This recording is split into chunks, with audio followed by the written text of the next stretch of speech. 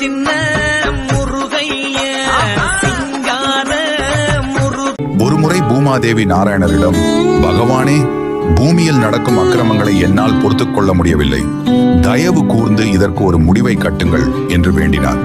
அதற்கு நாராயணரும், சற்று பொறுமையாக இருங்கள் தேவியே என்றார்.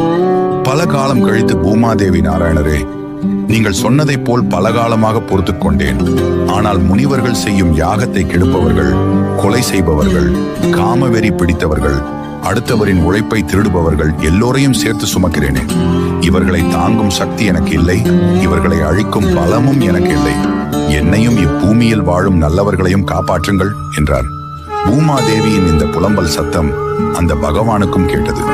பிரம்மாவின் காதலும் விழுந்தது. ஈசனும் கொதித்து எழுந்தார். சிவனும் பிரம்மரும் மற்ற தேவர்களுடன் நாராயணரை சந்திக்க சென்றனர்.